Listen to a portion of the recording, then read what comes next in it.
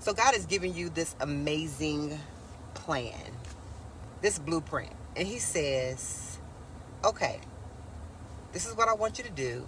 This is how I want you to do it. Where you at? And you like, okay, God, I see you. I see you. I'm ready. Let's go. So you jump in head first. You're ready. He provides you with all the tools that you need to be successful. And you are alert. You just moving. And then you see him moving. And you're excited. You're so excited. But then all of a sudden, out of nowhere, your relationship begins to shift in the opposite direction. Your home begins to shift in the opposite direction. Work begins to get a little crazy. And you're trying to figure out, what is going on? I took my eyes off of my relationship, my home, and work for a few seconds. And this, you sit back and you think, you say, what have I done different in my marriage? What have I done different in this relationship? Let me part real quick.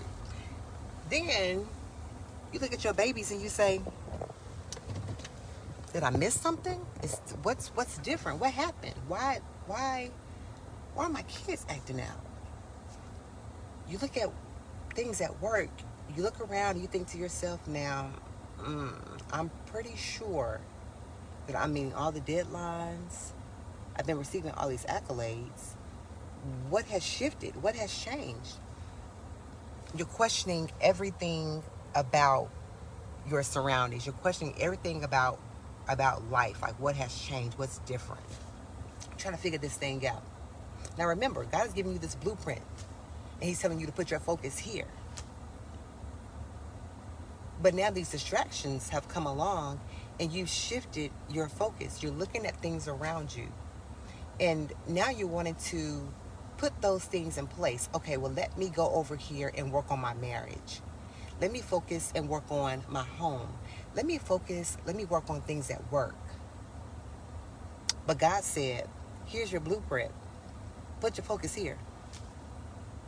So you're questioning, Lord, why would you tell me to put my eyes on this blueprint that you've given me?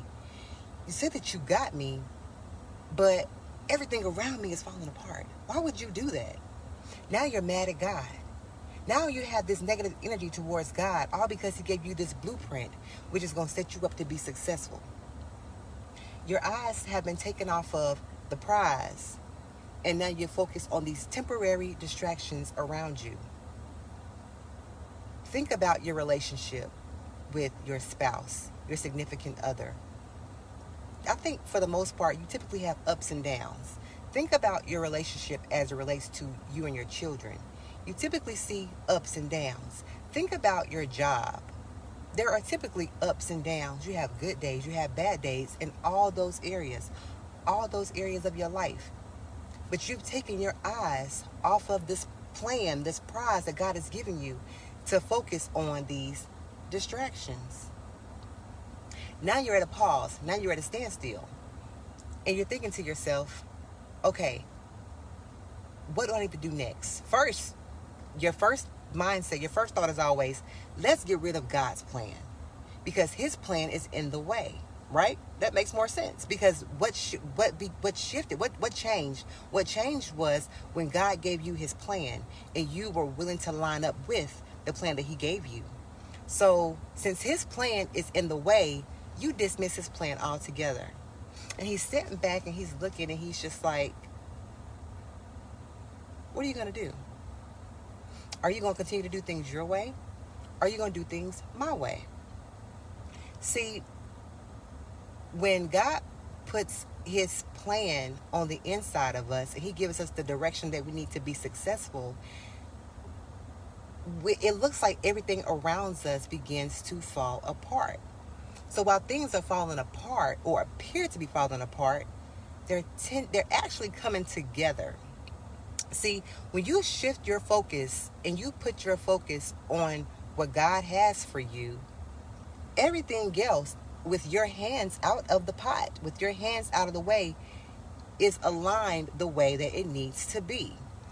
The issue is we like to be involved in everything. We feel the need to be in control of everything.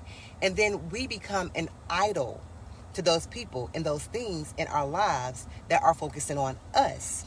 So see, when you shift your focus, you're no longer seen as the glue that's holding these things together. Everyone else's focus now has to shift. It can no longer be on you.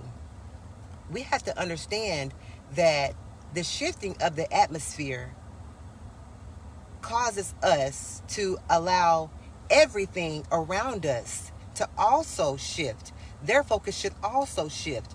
Mom can't be here. Dad can't be here. So, what's the next best thing? Well, that person has to choose. Is it going to be the world or is it going to be Christ? When you've instilled the appropriate tools into your family, into your relationship, into your children, into your home, everyone knows, or things they will soon line up with where your focus is. They'll be able to see you walking in your purpose. They'll be able to see you moving forward. And when they look back, they're going to think to themselves, I want what you have. Everything that we do is supposed to honor and glorify God. When people look at you, when they see you, they should see that you are honoring and glorifying God. The scriptures tell us that when we boast, we are to boast about Him. We are to boast about His glory. So when we uplift Him, people are no longer distracted and looking at us. Their focus now shifts up. The same way your focus shift up. So even though the situation appears to be falling apart, don't allow those temporary distractions to get you off course. Because while your focus is up and on Christ Himself, and you continue to move along the straight and narrow, trust and believe that what's meant to be there will remain. What's not meant to be there will go away. Whether it be the negative tensions that you pray so long and hard. Lord, my relationship my husband's doing this. He's constantly saying this. I don't like it when he does this. And then when you shift your focus, God can do the work that He needs to do right where you've been praying and asking for Him to do it. Lord, these children, they don't listen. They don't mind. My baby's he's running away. My daughter's out here dating and she's doing what she shouldn't be doing. And their focus now has to shift. So when you're lining yourself up, everything else that appears to be falling apart also gets in line with the will of God. Yes, it's going to be very, very nerve-wracking at times. It's going to be a little bit frustrating. But you have to be able to stay on your knees in prayer and trust that God is answering those prayers that you've been calling out to Him about. When you say, God, things at work are a little bit strange, a little bit odd. I'm grateful that John got that promotion. I'm grateful that Sue got the rewards that she was so deserving of. But Lord, what about, can you honor me? Is it okay if you honor me? And see, now God is beginning to do a work in the workplace, and you're questioning His authority. All because things begin to shift in the direction in which you don't think that they should go. Get your hand out of the pot. Continue to stay focused. Don't allow the distractions around you to get you off course. Everything that He does is on purpose, and it is purposeful. Eliminate the distractions in your life by focusing up. God hasn't forgotten about you. He sees you. He heard you. Let Him work. If you enjoyed today's discussion, you're going to love my book, But I'm Distracted. Go ahead and make your purchase today on Amazon.com. Be blessed.